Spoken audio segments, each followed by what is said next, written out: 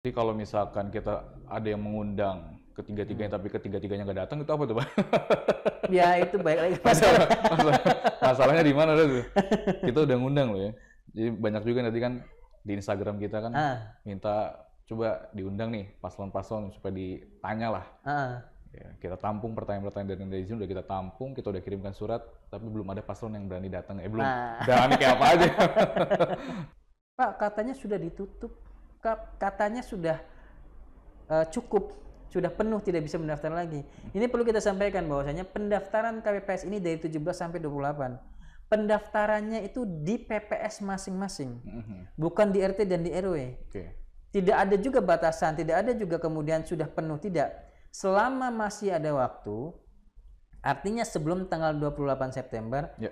masih, bahkan 28 Septembernya, itu waktu kita penerimanya itu adalah 2359. Oke. Dan tentu saja ada yang kemudian, oh ternyata pada saat kemarin di pemilu itu, kinerjanya kurang. Misalkan pada saat yang lain bekerja, yang bersangkutan hanya bermain, entah bermain gadget atau yang lainnya, atau kemudian tidak maksimal, yang lainnya sedang bekerja, yang ini banyak izin. Nah itu pasti akan menjadi catatan buat kami. Oke. Harapannya memang kalau ini tidak berubah ya, tapi kalau berubah pun naik gitu tuh harapannya. Tapi balik lagi, itu kebijakan nanti di tingkat pimpinan. Untuk hari ini penentuannya seperti itu. Pantesan banyak yang mau ya 900.000 kali 30 berarti 27 juta. Ah, tidak seperti itu. Oh gitu. Itu kan hitungannya Tidak gitu seperti ya. itu. Oh bukan berarti ya. 1 bulan itu. Kita udah izin sama IO penyelenggara pilkada, kita tunggu para paslon untuk datang ke dialog pilkada. Nah,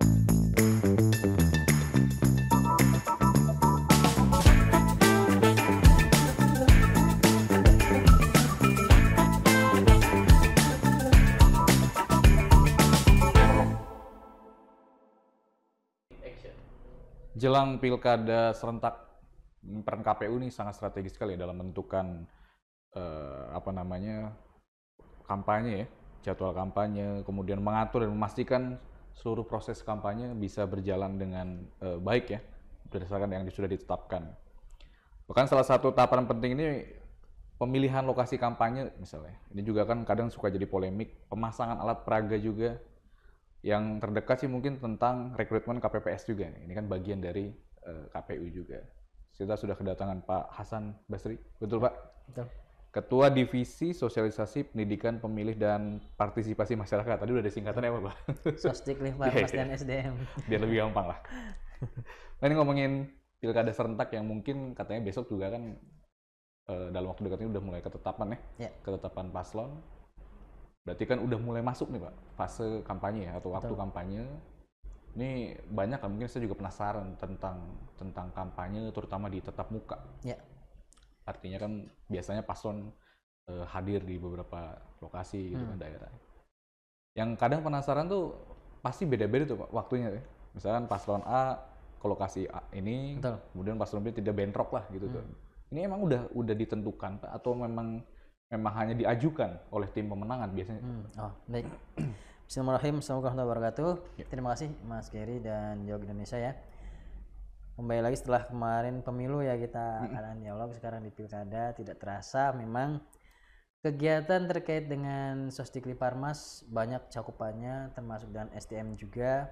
Tadi KPPS, sebelum menjawab saya hanya memberikan informasi saja. Penerimaan KPPS itu dari tanggal 17 September sampai 28 September. Nanti ada rangkaiannya sampai nanti ditetapkanlah anggota KPPS. Yang kemudian agenda selanjutnya itu di Kota Cirebon yang tadi sudah disinggung, penetapan calon. Ada hari ini 3 calon yang nanti insya Allah besok ditetapkan menjadi calon. Administrasinya kita lihat lengkap, kelengkapan dan yang lainnya. Kalau memang lengkap semua, besok tanggal 22 September 2024 kita tetapkan. Setelah itu ada agenda selanjutnya yaitu pemilihan nomor urut. Nanti kita adakan agenda itu, setelah itu deklarasi damai, dan mulai tanggal 25 September dimulailah masa kampanye itu. 25 September? September sampai 23 November. Kurang lebih 2 bulan lah ya untuk kampanye. Kaitannya dengan tadi, titik lokasi kita sudah koordinasikan dengan beberapa pihak. pihak calon, pihak keamanan, Forkopimda, pemerintahan dan yang lainnya, kita sudah adakan rapat bersama. Rapat koordinasi yang 19 November kemarin 19 September kemarin kita adakan. Dengan hasilnya memang belum kita tetapkan, tapi sudah ada beberapa titik lokasi. Yang pada prinsipnya titik lokasi pemasangan APK itu di sepanjang di trotoar Kota Cirebon. Di sepanjang jalan protokoler, mohon maaf, jalan protokoler semuanya. Tidak kecuali di yang pemerintahan di depan ini Balai Kota, terus kemudian di depan DPRD dan di sepanjang jalan itu, sepanjang jalan Siliwangi itu tidak diperbolehkan. Sama seperti halnya pada saat pemilu, karena itu wilayah-wilayah pemerintahan. Kemudian terkait dengan jadwal, memang kita belum tetapkan hari ini untuk jadwal. Kenapa? Karena kita juga belum mendapat arahan dari provinsi. Hari ini pemilihan ada 2 pemilihan, pemilihan gubernur dan wakilnya, bupati, wakil bupati atau wali kota dan wakil wali kota. Oleh karena itu jadwal pasti kita tentukan bersama dengan jadwal di provinsi terkait dengan kampanye untuk gubernur dan wakil gubernur untuk hari ini. Adapun tadi kita menentukan jadwal untuk rapat umum saja. Titik lokasi rapat umum ada 3 hari ini yang kemungkinan ini ya tidak akan berubah. Pertama di lapangan Senen, kedua di Kebon Pelok, dan yang ketiga di Stadion Bima. Kalau dulu itu hanya di parkiran Stadion Bima yang ada patung Bima, sekarang ada di lapangan Bima yang utama. Itu diperbolehkan oleh pemerintah kemarin, insya Allah itu akan segera ditetapkan, tapi sampai hari ini belum ditetapkan.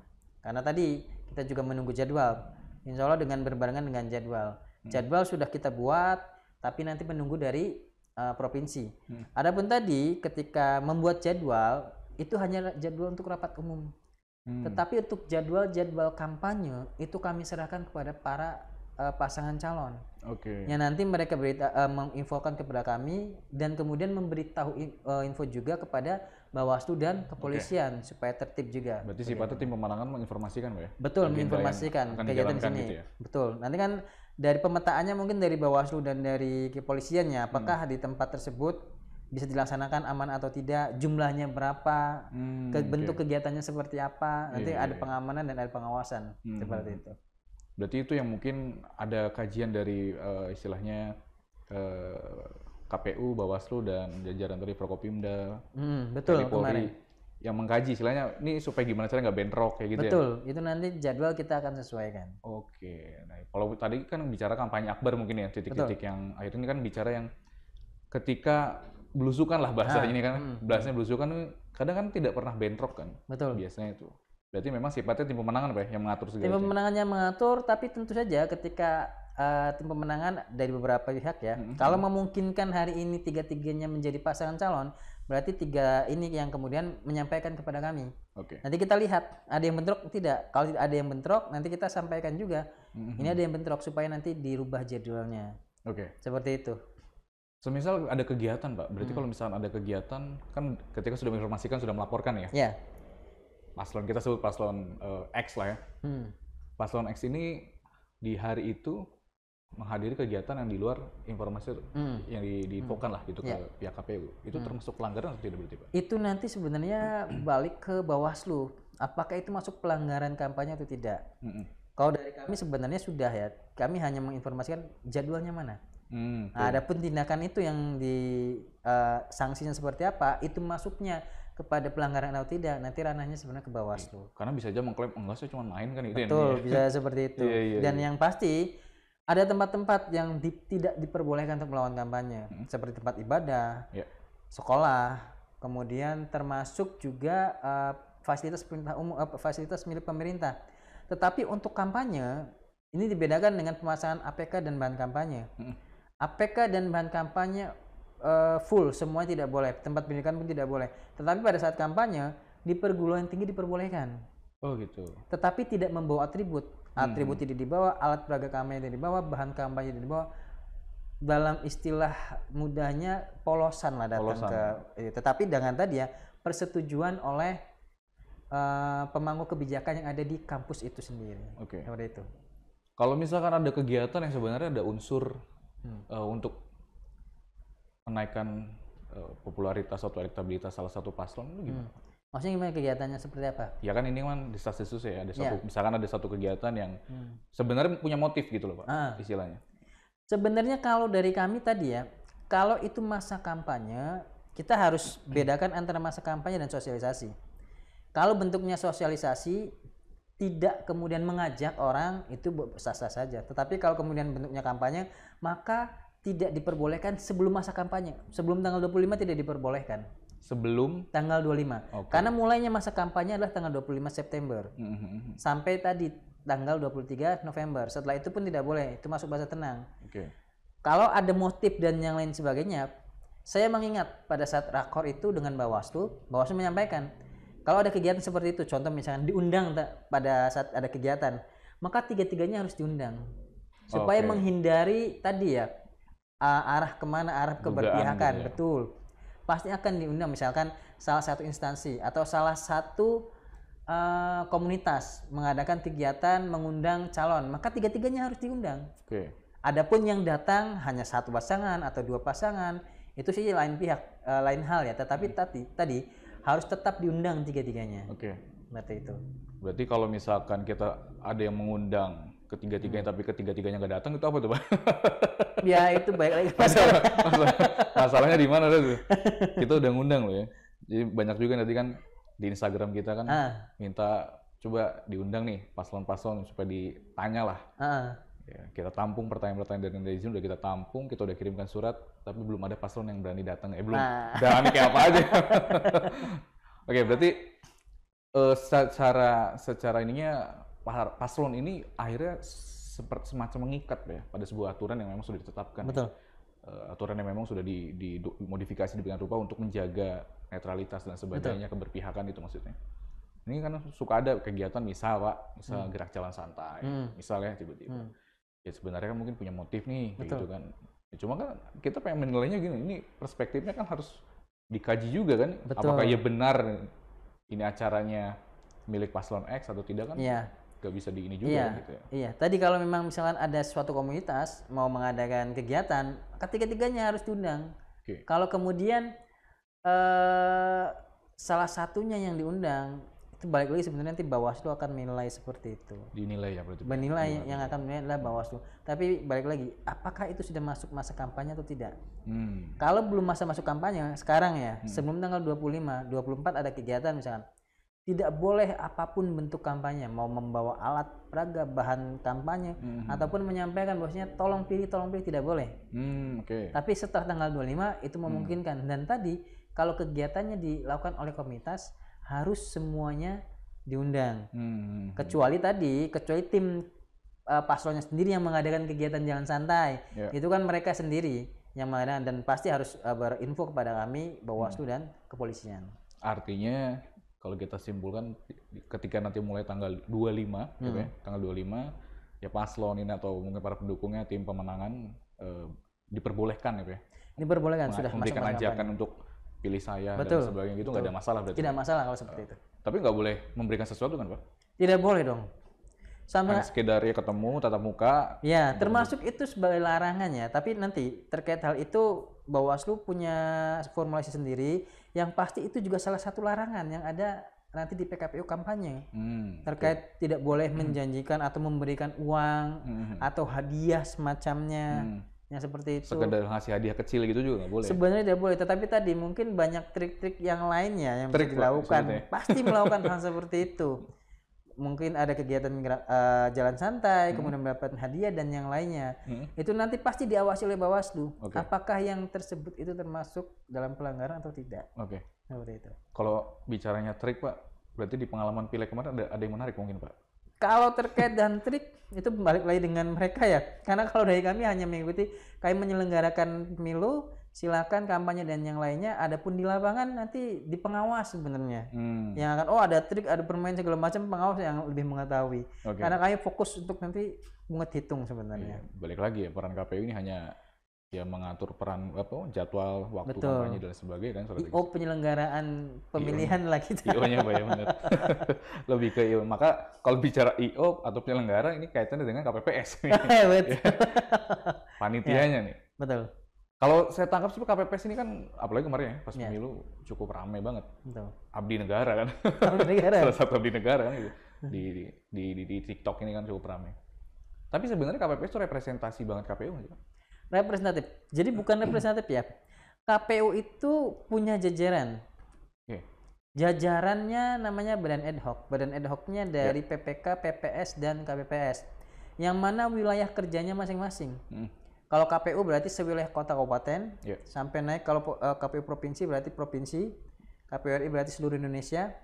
Nanti di bawah itu kita diperbantukan karena namanya Badan Ad Hoc ya. Pada saat kegiatan dilaksanakan mereka dibentuk. PPK wilayah kerjanya adalah kecamatan. Representatif kami juga. Kemudian sama dengan PPS juga. Mereka anggota KPU juga, walaupun hanya sementara. Begitupun KPPS. Mereka wilayah kerjanya adalah di TPS masing-masing. Itu. Berarti ada ini dong, ada istilahnya qualify-nya ya? Betul. Atau batasan usianya seperti apa? Kalau untuk persyaratan KPPS yang tadi saya singgung ya, KPPS ini untuk batasan usia minimal 17 tahun ke atas. Minimal 17 tahun. Ya. Untuk maksimal sebenarnya tidak dibatasin, tetapi diutamakan maksimal 55 tahun. Oke. Artinya ketika di suatu wilayah masih ada pemudanya, ya pemuda dulu yang akan dipilih. Kecuali di suatu wilayah sudah di atas 55 tahun semua, yaitu memungkinkan untuk kemudian menjadi anggota KPPS. Tapi balik lagi, kualifikasinya dengan syarat minimal SMA, kemudian bisa baca tulis, kemudian syarat-syarat yang lain, berdomisili, syarat kesehatan juga, kan nanti ada syarat kesehatan juga. Itu masuk tidak gitu tuh. Tapi yang kami memang sampaikan sebisa mungkin antara 17 tahun sampai 55 tahun. 17 sampai 55. Ya, karena untuk mencegah terjadinya hal-hal yang tidak diinginkan ya, supaya nanti barangkali ada sakit dan yang lainnya. Iya. Artinya KPPS ini penerimaannya tidak berdasarkan karena dekat, karena anaknya RW gitu nggak ya? Tidak. Memang Ini ada ininya betul. Ini perlu kita sampaikan. Karena pada saat kita melaksanakan sosialisasi terkait dengan penerimaan KPPS, ada juga yang mempertanyakan dari warga. Pak, katanya sudah ditutup, katanya sudah cukup, sudah penuh, tidak bisa mendaftar lagi.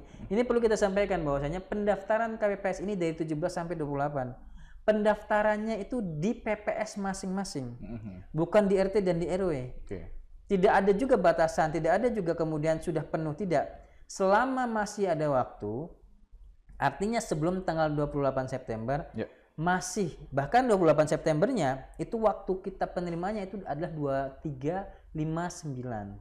Sampai 2359 kita tetap membuka pendaftaran untuk KPPS. Dan silakan mendaftar langsung ke PPS. Tidak ada unsur-unsur yang lain selain itu. Karena kerjanya aja istilahnya kan kayak kemarin hampir ngelembur gitu kan. Betul. Makanya tadi qualify-nya juga memang di Betul. standarnya adalah Pak ya istilahnya. Betul. Selain standar pengetahuan, kepemiluan, kewilayahan, dan juga pasti terkait dengan kesehatan. Karena tadi sepenuh waktu itu yang nanti akan menjadi persoalan ketika kesehatannya tidak terjamin ya. Jadi nggak sembarangan milih anaknya ini dan enggak ya. Tidak ada standar khusus ya seleksinya. Betul. Ini yang perlu kita belajar sih Pak sama KPU karena setiap kali mungkin ya saya pribadi aja ngelihat ketika bicara di TPS gitu ya, ada anggota KPPS yang menjalankan tugasnya ya istilahnya. Ya, kita anggap proses kerja yang mereka lakukan itu seperti profesional itu Pak ya, yang mereka lakukan dan sebagainya. Meskipun kayak baru kok direkrut gitu ya, baru direkrut mungkin baru juga dibimbing dan sebagainya, tapi BIMTEK ya istilahnya sudah bisa profesional gitu kan dalam prosesnya dan sebagainya. Mungkin ada juga yang nggak berpengalaman juga kan istilahnya. Nah ini yang perlu kita belajar ya, bagaimana manajemennya di KPU dalam membentuk anggota KPPS ini gitu. Nah kalau boleh tahu nih Pak, istilahnya ketika mulai dari tadi ya, istilahnya proses seleksi sampai akhirnya ke tahap dia akhirnya bekerja, ini persiapan itu apa aja sebenarnya Pak? Baik, kalau persiapan terkait hal itu yang masuk pasti administratif lebih kita utamakan. Adapun kemudian BIMTEK, sebenarnya BIMTEK dari KPU-nya hanya sekali 2 kali. Tetapi setelah itu ada BIMTEK yang masif yang dilakukan oleh PPS dan PPK. Karena memang kita instruksikan PPS dan PPK melakukan BIMTEK secara masif. Jadi dalam waktu 1 bulan ini mereka selalu kemudian BIMTEK. Misalkan sehari 2 kali terkait dengan administratif. Nanti hari berikutnya terkait dengan pelaksanaan. bahkan sampai ke simulasi. Oke. Dan kita pastikan sebenarnya yang menjadi salah satu calon yang perekrutan adalah pengalaman. Jadi ada setidaknya 1-2 orang yang sudah berpengalaman dan tentu saja dengan catatan baik ya. Seniornya adalah gitu. Betul, yang catatan baik. Jadi sehingga ketika membimtek PPS dan PPK itu membimtek KPPS tidak akan sulit. Dan biasanya kedekatan emosional karena kan anggota KPPS itu sesuai dengan domisili masing-masing. Iya. Jadi ketika ada senior yang sudah pernah ada di KPPS, otomatis jalan komunikasinya juga lebih lancar dan akan dikasih tahu ini loh tugas KPPS ini loh 1, 2, 3 dan sampai 7 itu seperti ini tugas-tugasnya sehingga nanti itu bisa berjalan. Dan jangan lupa kami sampaikan jumlah TPS ada 547 untuk nanti nih ya. Untuk pilkada. Artinya ada pemotongan setengah. Dulu itu di pemilu 1026 satu kota Cirebon. Sekarang 547 TPS. Oke. Karena satu TPS-nya memaksimalkan 600 pemilih. Oke. Artinya kebutuhan KPPS-nya hari ini cuma 3.829. Dengan gambaran di satu TPS berapa berarti, Pak? 7. 7. Nanti ada tambahan Pamsung ya dari Linmas. Oke. Tapi itu kita tidak hitung karena itu bagian hal yang lain.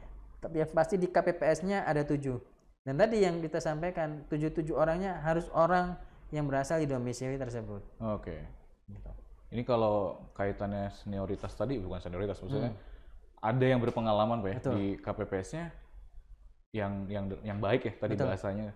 Berarti ada yang kemungkinan juga di blacklist Pak istilahnya. Ada kemungkinan yang nilai kerjanya di blacklist ada ya? Pada saat setelah selesai melaksanakan tugas KPPS, badan ad hoc semuanya, baik PPK, PPS dan KPPS, itu kita adakan evaluasi. Oke. Dan tentu saja ada yang kemudian ternyata pada saat kemarin di pemilu itu kinerjanya kurang, misalkan pada saat yang lain bekerja yang bersangkutan hanya bermain, entah bermain gadget atau yang lainnya, atau kemudian tidak maksimal, yang lainnya sedang bekerja, yang ini banyak izin. Nah itu pasti akan menjadi catatan buat kami.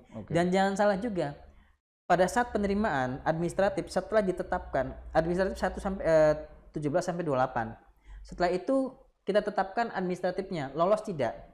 Setelah lengkap lolos administratif, kita memberikan kesempatan pada masyarakat untuk mengadakan tanggapan masyarakat. Ini juga bisa menjadi masukan supaya baru nanti ketika penetapan itu baru orang yang bersangkutan tidak ada masalah baik nanti secara administratif, baik pengetahuan kepemiluan termasuk juga tanggapan masyarakat. Nah itu juga salah satu kan nanti masyarakat menilai pada saat di pemilu yang bersangkutan misalnya tidak melayani dengan benar, kemudian mungkin dengan arogansinya menjadi KPPS, arogansi. Nah itu kan nanti akan jadi catatan masyarakat yang nantinya kita kemudian tentukan yang bersangkutan layak tidak menjadi anggota KPPS. Berarti kalau kemungkinan dinilai kurang baik, blacklist dia tidak bisa dapat kesempatan daftar lagi maksudnya? Kalau daftar kita pasti terima. Pasti. Kalau daftar terima, kecuali yang termasuk dalam DKPP ya. Kalau sudah DKPP itu sudah blacklist. Tapi ketika pendaftaran kita buka seluas-luasnya. Tetapi pada saat seleksi, selain administratif, terus pengetahuan kepemiluan, pengetahuan wilayah, termasuk juga tadi tanggapan masyarakat.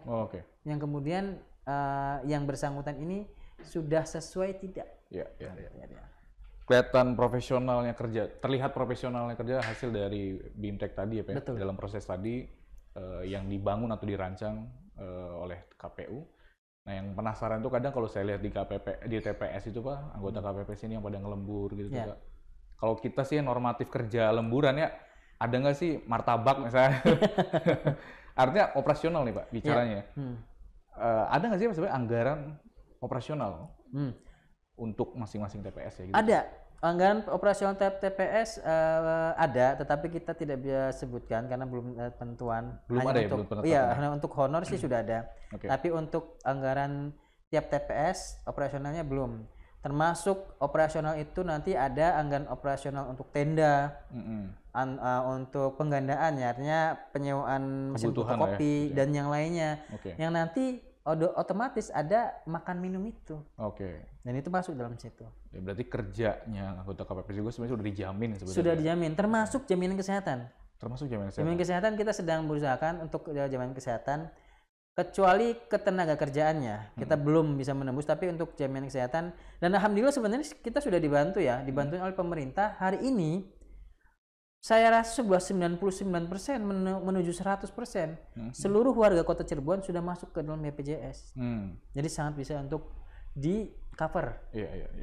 Nah, kalau bicara tadi honor kok jadinya, ini kan beredar cukup ramai, mungkin saya sempat lihat lah gitu. Ini kurang lebih di angka 850.000 untuk honor KPPS. Udah keluar, udah ditetapkan? Sudah ditetapkan.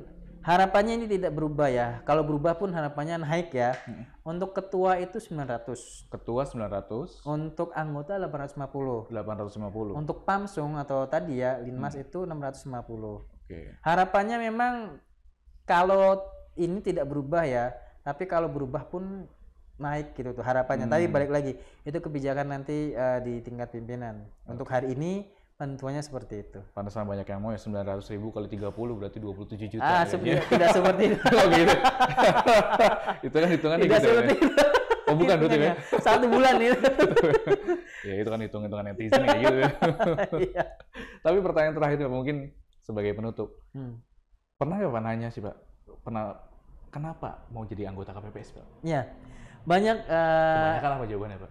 Banyak kan sebenarnya macam-macam ya. Ada yang normatif. Normatif berarti saya mau ikut mensukseskan pilkada. Nah, mensukseskan pemilu pada saat itu ya. Nah, ini mensukseskan pilkada. Ada yang kemudian saya mau ikut serta bagian ini bertahap. Karena pada saat menjadi komisioner itu juga ada salah satu nanti sebagai referensi pernah menjadi penyelenggara di tingkat manapun. Barangkali yang punya cita-cita menjadi komisioner itu kan bisa jadi banyak juga. Termasuk ada yang kemudian memang dari honor. Cukup dengan honor segitu gitu untuk 1 bulan 500 Warga Cirebon cukup. Ada yang seperti itu, macam-macam juga sebenarnya. Ya mungkin tapi belum menemukannya kalau di Kota Cirebon. Mungkin ada juga yang ternyata memang mereka pengen mengabdi kepada negara. Mungkin ya, tapi hari ini belum kita temukan. Saya belum nemuin yang kata-kata butuh tambahan aja sih gitu. Belum. Sampai hari ini belum ada yang seperti itu. Walaupun di sini ada, Pak. Di luar itu mungkin ada aslinya seperti itu, tapi pada saat wawancara tidak ada yang seperti itu. Tapi tetap kembali ke profesional kerjanya. Betul, yang penting itu. Gitu. Pak sedikit Pak, barangkali ada pesan buat masyarakat Pak dari KPU. Baik. Untuk persiapan pilkada. Ya, terima kasih. Yang pertama saya sampaikan terima kasih kepada Dialog Indonesia apapun bentuknya. Ini kita sangat terbantu terkait dengan sosialisasi tahapan-tahapan yang ada di KPU Kota Cirebon. Untuk tahapan yang akan kita laksanakan penerimaan KPPS silahkan mendaftar sampai tanggal 28 September 2024. Nanti kemudian tahapan yang lainnya kita ikutin bersama. Terkait dengan informasi penetapan, insya Allah besok penetapan 23 insya Allah pengundian nomor urut dengan deklarasi damai. Yang kami harapkan partisipasi hari ini bisa meningkat. Kalau di pemilu itu bisa 83,8%, harapannya di Kota Cirebon setidaknya sama atau naik menjadi 85%. Karena itu prestasi, bukan prestasi KPU, tapi prestasi seluruh Kota Cirebon.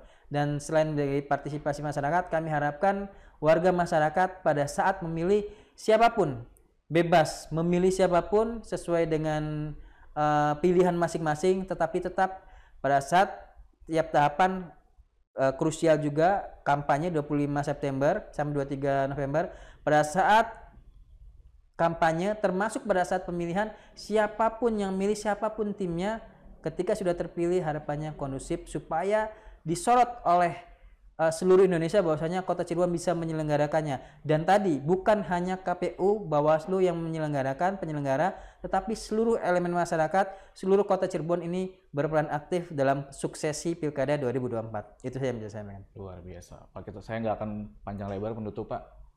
Kita udah izin sama IO penyelenggara Pilkada. Kita tunggu para paslon untuk datang ke dialog Pilkada. Terima kasih.